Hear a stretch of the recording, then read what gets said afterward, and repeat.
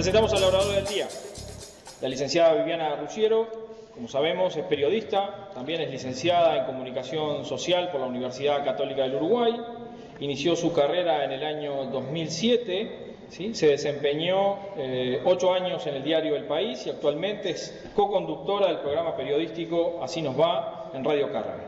Además, co-conduce también el programa Todas las Voces, que se emite por Canal 4, que además unos cuantos se han declarado admiradores y seguidores, así que de pronto si hay alguno que no lo ve, hoy se suma, ¿sí? Es parte del equipo periodístico también del noticiero Telenoche. En 2017, junto a su colega Patricia Madrid, publicó el libro Sendik, la carrera del hijo pródigo, con la editorial Planeta, un mojón que fue clave para la renuncia del entonces vicepresidente de la República. Viviana, un gusto tenerte con nosotros. La tribuna, toda suya.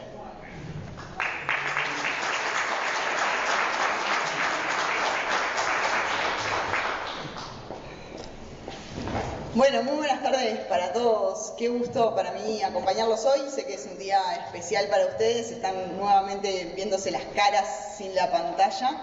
Y eso es un momento especial para todos después del año y medio que hemos vivido. Así que me congratula mucho poder acompañarlos en el día de hoy y además que hayan elegido hablar de periodismo en esta instancia. Para mí es el oficio del que me enamoré hace algunos años cuando empecé a desarrollarme como periodista y a trabajar en los medios de comunicación aquí en Uruguay.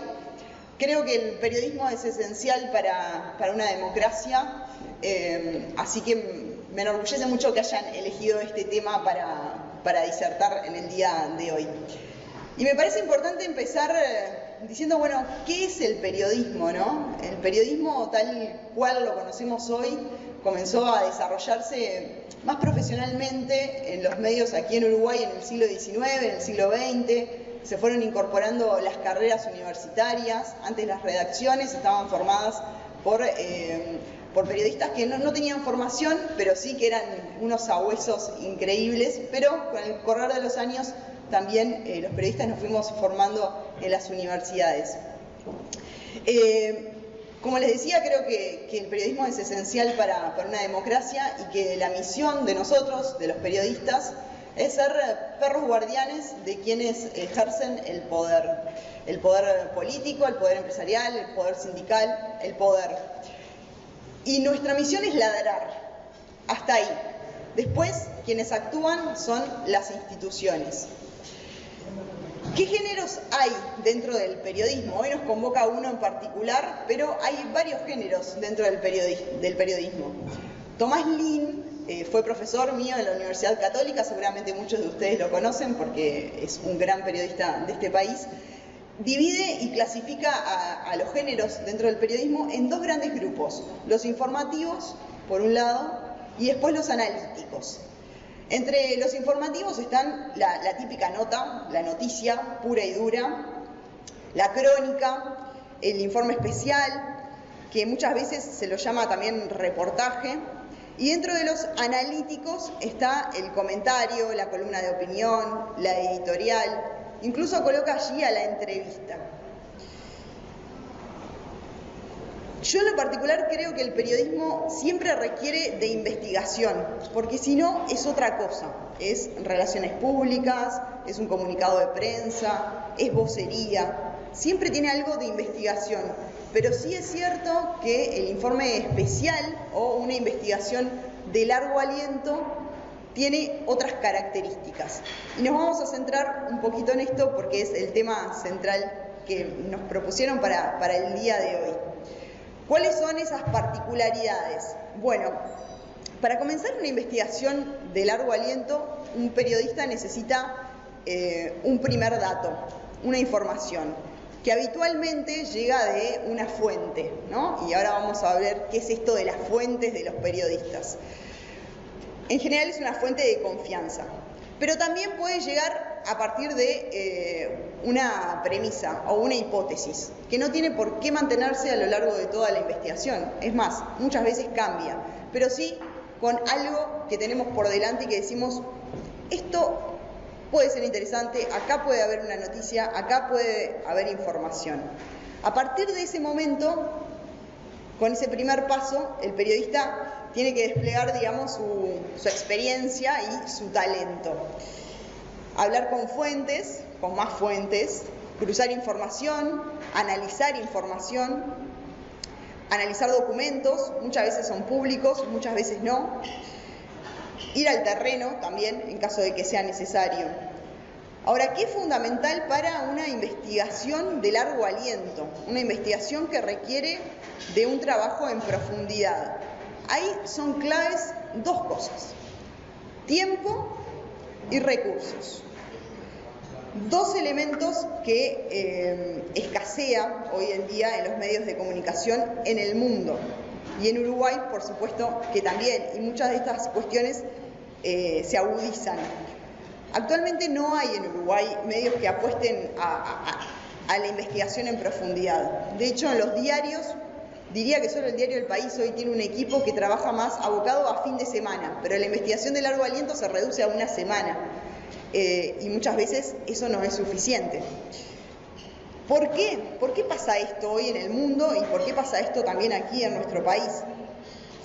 Porque las investigaciones no solo son costosas, sino que además, en la mayoría de los casos, no reportan mayores ingresos para el medio de comunicación, mayores ingresos económicos. Puede que en Estados Unidos, por ejemplo, se venda algún ejemplar más cuando hay una buena investigación periodística, pero de hecho, en ese caso tampoco el aumento de las ventas, por ejemplo, paga o compensa ese gasto que se hace mayor por un equipo periodístico que trabaje investigando por un buen tiempo para una sola nota.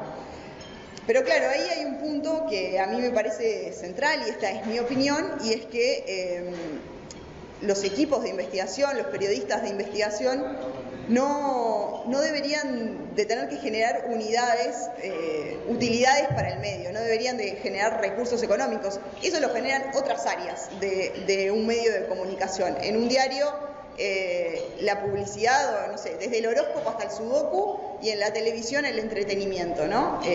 La prensa y la investigación debería de generar otra cosa, que es prestigio para ese medio entre el resto de los medios del país, entre el respeto del público, por supuesto, que es para quienes trabajan. Pero es cierto que este es un punto que hoy en día está sobre la mesa.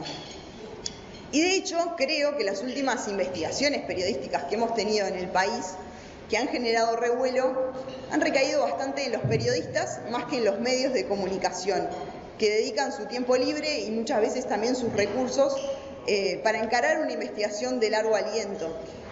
Y en cierta medida esto fue lo que nos pasó con Patricia Madrid cuando encaramos el libro Sendik, la carrera del hijo pródigo. Después les voy a contar un poquito sobre este caso en particular. Pero creo que este es un caso ejemplo de esto que les estoy contando. Por supuesto que el periodismo de investigación también requiere de metodología de trabajo. Hoy les decía, ¿no? Es necesario analizar documentos públicos y otros que no lo son. Aquí en Uruguay, desde el año 2008, tenemos una ley de acceso a la información pública que regula el derecho de todos los ciudadanos, todos nosotros, a poder acceder a información que está en manos del Estado.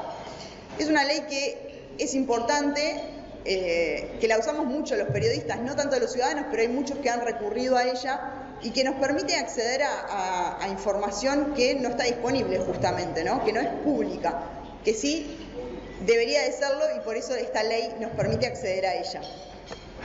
Y también es fundamental el manejo de las fuentes. Hoy les decía que seguramente el dato con el que empezamos a trabajar en periodismo de investigación surge de una fuente. En el periodismo de investigación hay dos tipos de fuentes. Por un lado están las fuentes centrales, que son los protagonistas de determinado hecho, y también las fuentes laterales. ¿Qué son las fuentes laterales? No son los protagonistas, o al menos no los centrales, pero sí manejan información que puede ser crucial. Y ahí entra desde la secretaria, el chofer, el portero, todo lo que rodea un hecho informativo. Y estos personajes secundarios, de hecho, más de una vez terminan siendo centrales porque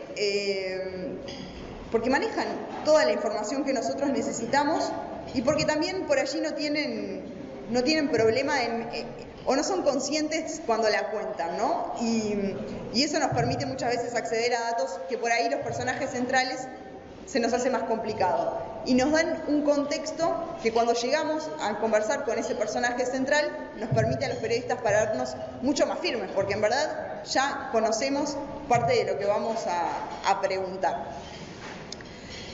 Este es como un poco los elementos fundamentales, digamos, del periodismo de investigación, de un periodismo que requiere de tiempo. En Estados Unidos, por ejemplo, las investigaciones, hay muchas que llevan un año, ¿no? O incluso mucho más tiempo. Aquí en Uruguay hoy en los medios de comunicación eso no está sucediendo y bueno, y sería bueno que en algún momento cambie, pero también estamos con medios de comunicación que están reconvirtiéndose y con peleas, digamos, para sobrevivir incluso en algunos casos.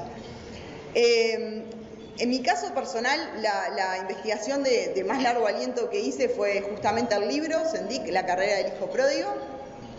Fue una investigación de 1 año y medio que hicimos con Patricia Madrid, que también es mi compañera en Así nos van, el programa periodístico que tenemos en Radio Carve. Fue una invitación que nos hizo Editorial Planeta. En ese momento, Planeta quería hacer un libro biográfico y nosotras propusimos que no nos interesaba hacer un libro biográfico, sino hacer una investigación periodística, y no solo sobre la figura de en ese entonces vicepresidente de la República, sino de ANCAP. ¿Por qué? Porque entendíamos que ANCAP en ese momento había sido capitalizada con 800 millones de dólares, se había formado una comisión investigadora a nivel del Parlamento y el resultado de esa comisión investigadora ya estaba a nivel de la justicia. Entonces, lo que nos pasa muchas veces a los periodistas es que la diaria y esa vorágine no nos permite justamente ir y meter el cuchillo en profundidad, sino que sobrevolamos lo que se dijo y no leemos y sacamos conclusiones y decimos acá qué falta saber, este no fue a la comisión, ¿por qué no fue? Y empezar como a hablar con uno con otro e ir atando cabos. Hicimos esta propuesta en la editorial, nos aceptaron. Y a partir de ahí empezó un viaje con Patricia en solitario. Éramos ella y yo trabajando.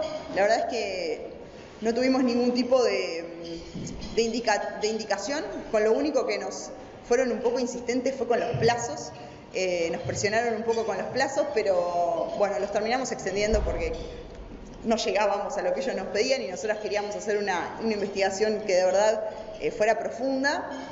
Pero después empezamos a trabajar solas, y como entendíamos que era necesario hacerlo, aplicando lo que habíamos aprendido en facultad, y yo en la redacción del País y ella en la redacción del Observador, fue una experiencia que obviamente marcó nuestras carreras, porque nunca habíamos hecho una investigación con tanta profundidad, donde teníamos que pensar y delinear estratégicamente cada uno de los movimientos que íbamos dando. Muchas veces cuando uno toca una fuente que termina no colaborando con la investigación periodística, no solo no colabora, sino que cierra otras puertas. Entonces esos movimientos que hicimos fueron estratégicos. En este caso, lo que les decía hoy, el personaje central, que era el vicepresidente de la República en ese momento, no quiso hablar para la investigación, no aceptó. Entonces lo que hicimos fue usar todas esas fuentes laterales que les contaba en el día de hoy, rodear todo ese entorno. Hubo mucha gente que nos pidió ser fuentes anónimas, que no declararon por nombre y apellido en el libro por distintas cuestiones.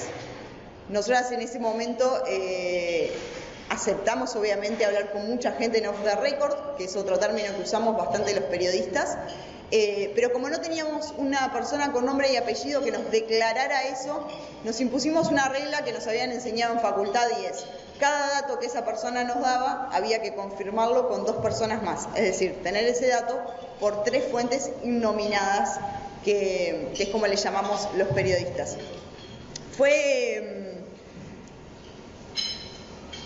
Diría que prácticamente durante 10 meses nos dedicamos a la investigación pura y exclusiva. Usamos mucho también esta ley que les mencionaba, la Ley de Acceso a la Información Pública. Es una herramienta tremendamente útil.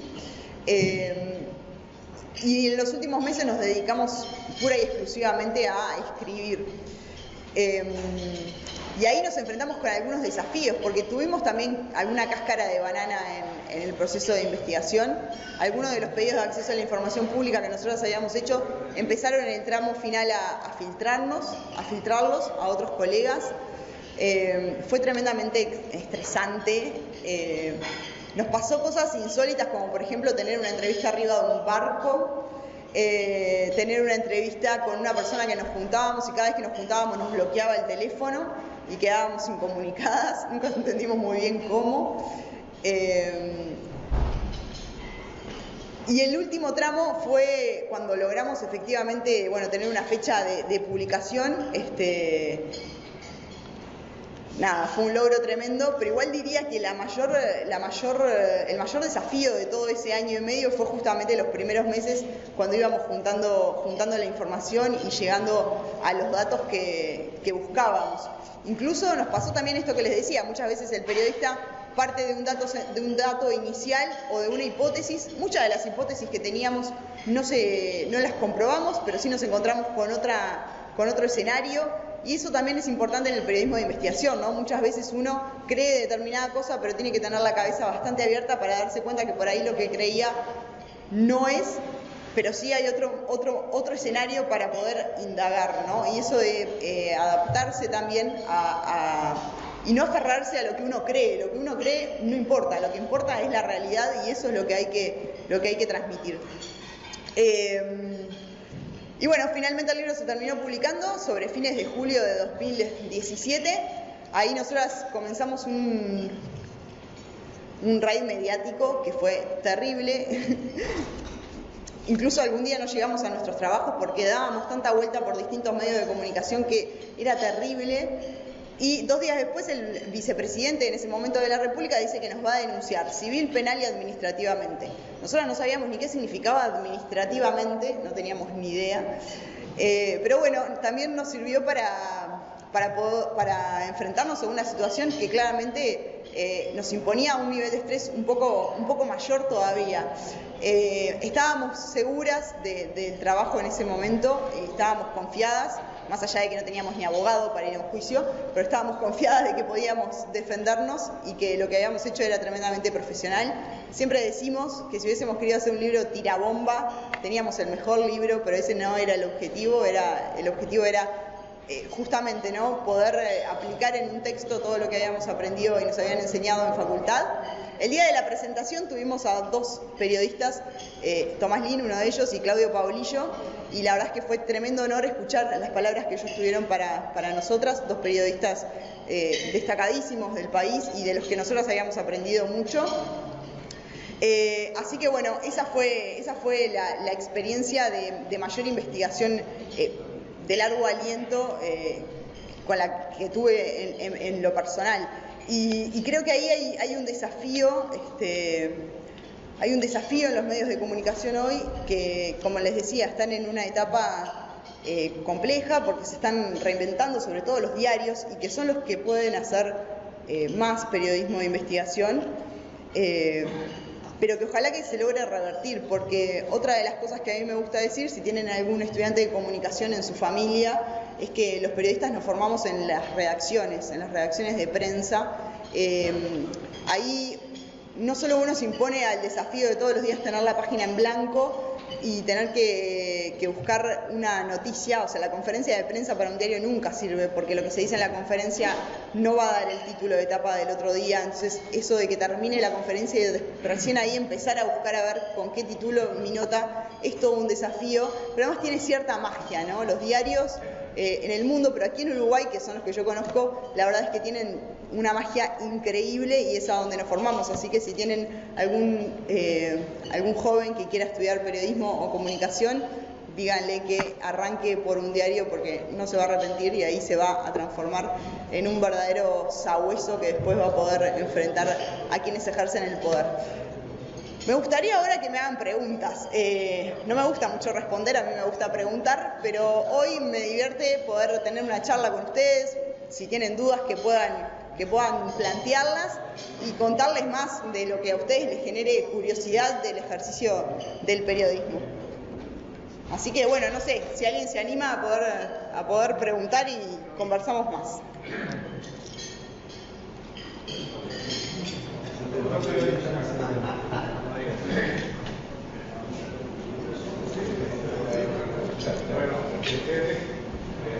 ¿Está prendido? ¿Algo? No.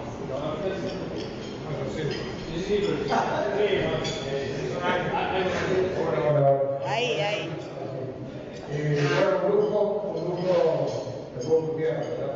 Sí. Está permitido.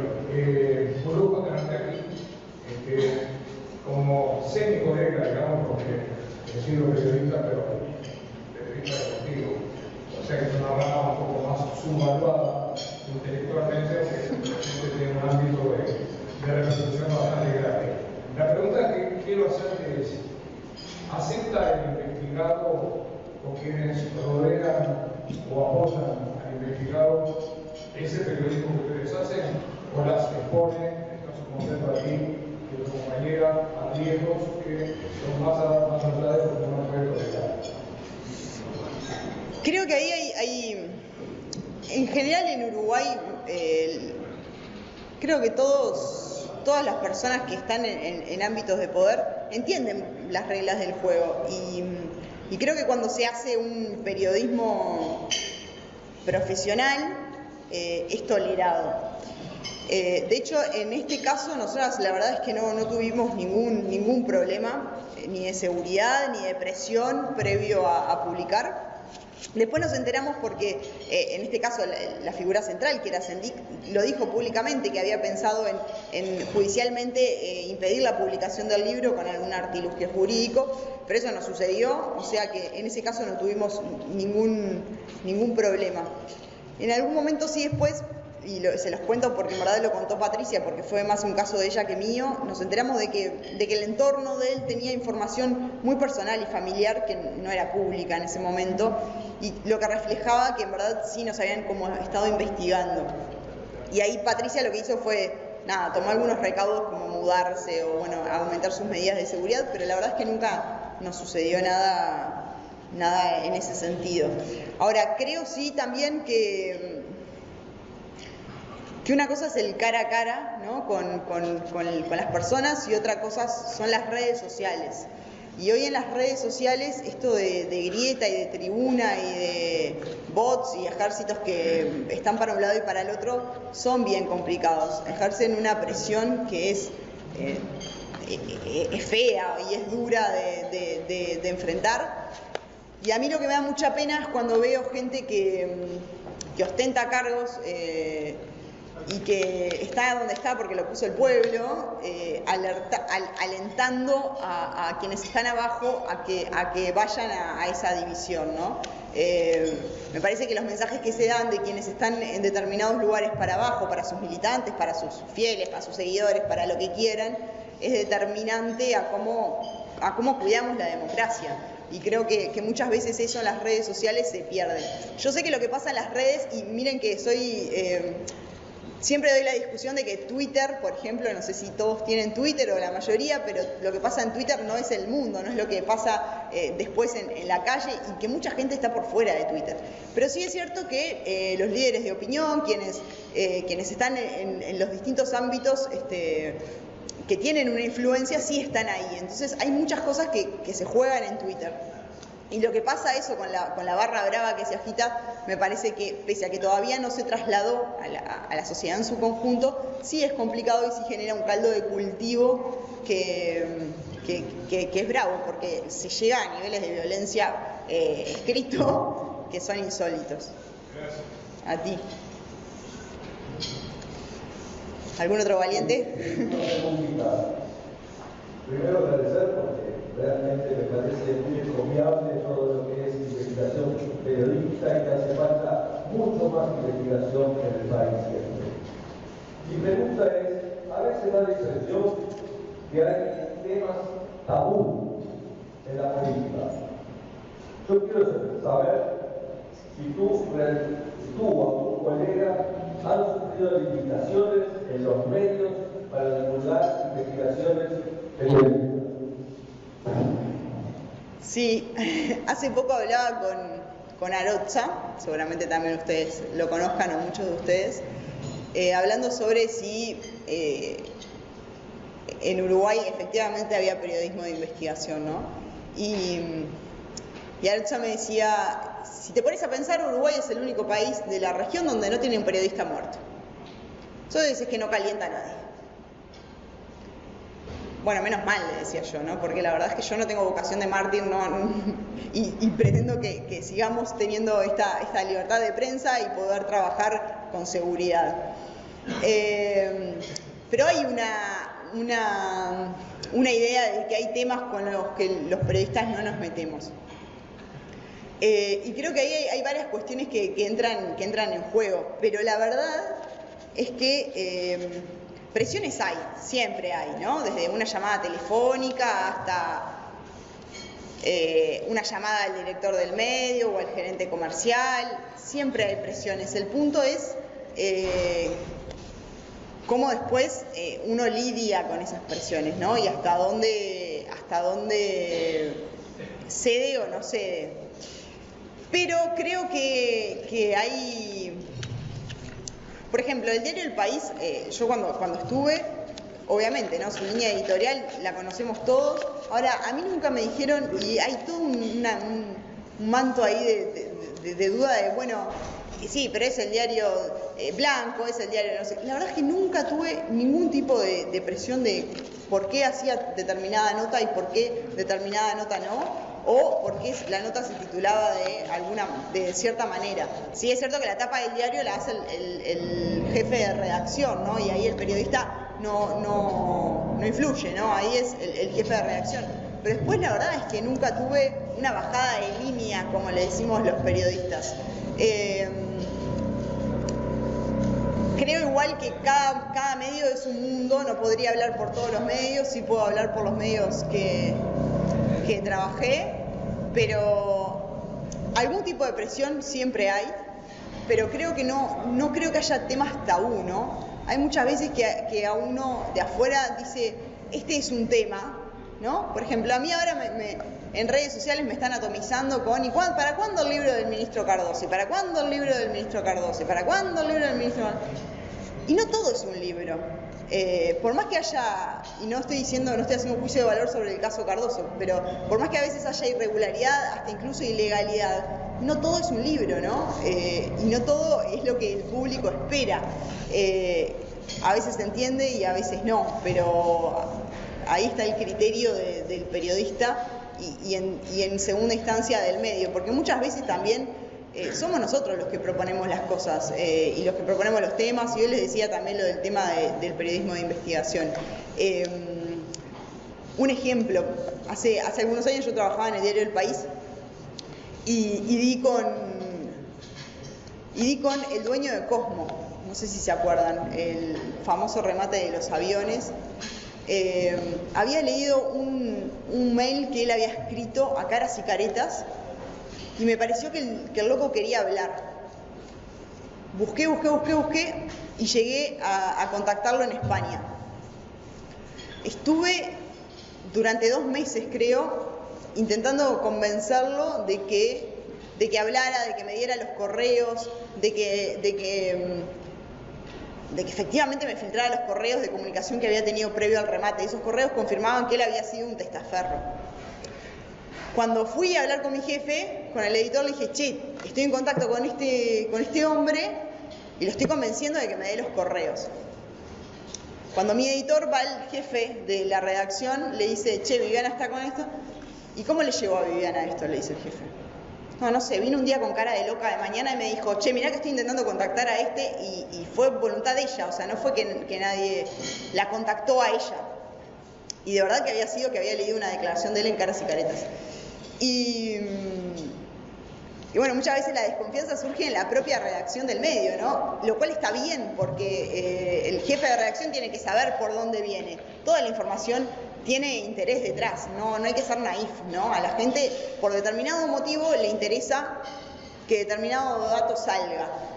el punto es que nosotros tampoco podemos dejarnos perder en ese interés que tienen los demás. Para nosotros lo interesante es, esto es noticia, esta información pública, ¿está bueno que salga, que la sociedad la conozca? Sí. Después el interés que tiene la otra persona, que se haga cargo la otra persona.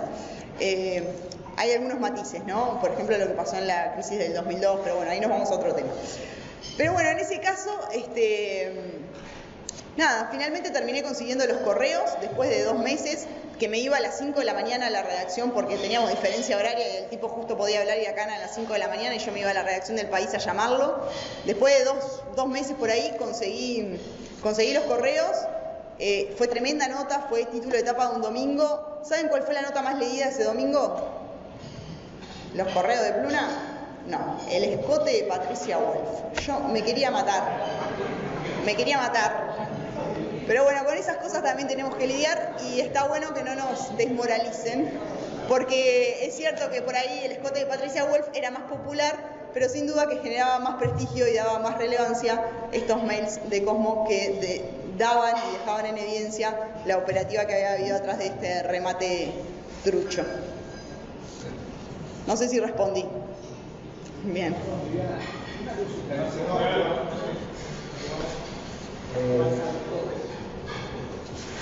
Gracias, Liliana, por la presentación y por el incorporado. Me parece muy interesante todo lo que hablas. Si bien la parte política es importante, como tú decís, a veces uno se centra en un tema y parece que es el importante para el país y más importante para el nosotros. Yo quería que vamos a un tema que está hoy muy de boda, que hay mucha gente opinando, realmente hay gente que opina bien y gente que no sabe opinar. Me parece que está bueno ustedes a través de los medios que tienen puedan armar una imagen que es cómo un país integra a un DLC, porque hoy en Uruguay la vida puede ir con un tema político, puede ir con un tema de Cardoso, puede ir con un tema del libro que hicieron de Sentir, que yo la paso lo felicito por el coraje que tuvieron. Pero la vida del país también va por el aspecto comercial, va por el aspecto económico, va por el aspecto de la felicidad de ustedes, teniendo trabajo y teniendo los problemas. Entonces yo quería pedirle a que realmente a través de ustedes hagan un buen trabajo, informen qué es la diferencia de un tratado de economía parcial, total, qué es un tratado de tercera categoría, de cuarta categoría, qué implica responsabilidades, obligaciones, temas sociales, temas de servicios, temas de intercambio de bienes, temas de intercambio de patentes, hay un montón de aspectos que le hacen la vida y el futuro de Uruguay. Entonces creo que está bueno que dado la capacidad y la profundidad que tienen ustedes con la ciencia también, empezar a armar algo para que la gente sepa realmente qué pasa con Uruguay. Estamos hablando no solo del Mercosur o del Tratado Transpacífico, del Tratado de Tenemos con México, del Tratado de Tenemos con Chile, sino también toda esta posibilidad de que Uruguay siga recibiendo esas situaciones de tanto pesadas. Creo que la prensa, en este caso, oral, escrito, va a ser muy importante. Y que pensamos por el para hacer toda la esto, siempre es como un punto también para la agenda abierta de la información.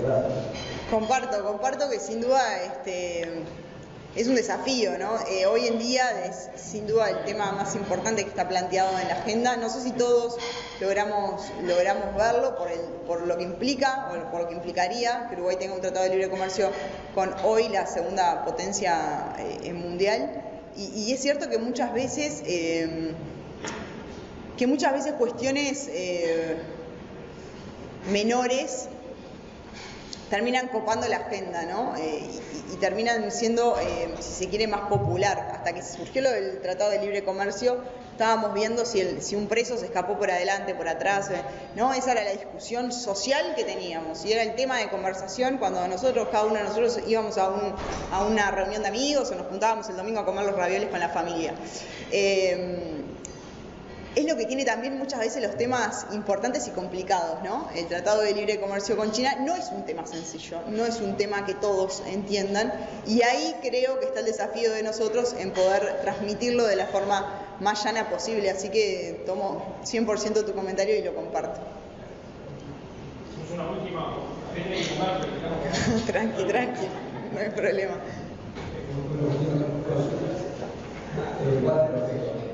Mucho gusto. Con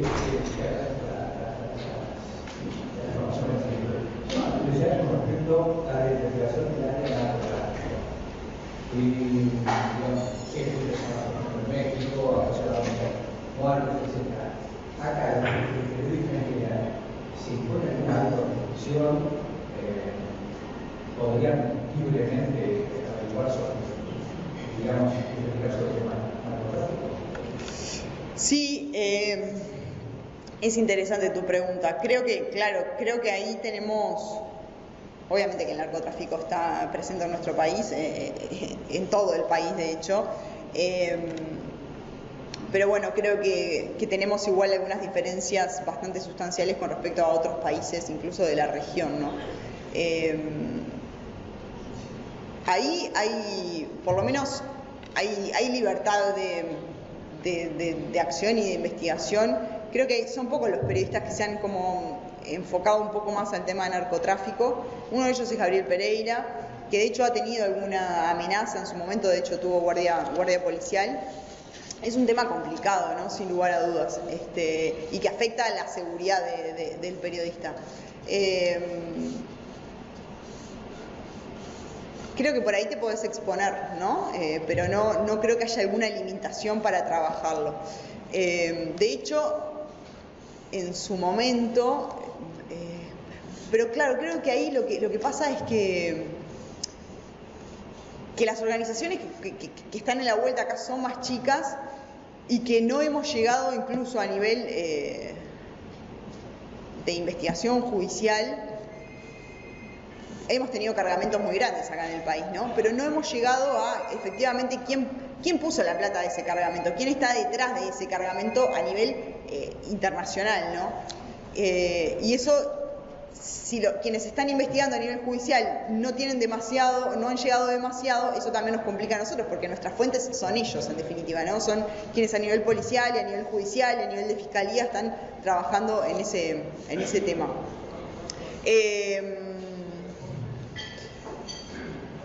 Pero sí, es complicado.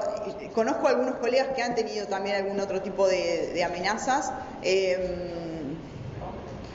Y tampoco es lindo, ¿no? Los periodistas tampoco es que tenemos vocación de mártir, como decía hoy, pero creo que también ahí, en ese caso, depende de hasta dónde uno quiera meter el cuchillo. Pero creo que la gran diferencia es también que no tenemos el tipo de organizaciones que hay en otros países, ¿no? Que es es más chiquito, es más a nuestra escala, y eso creo que influye.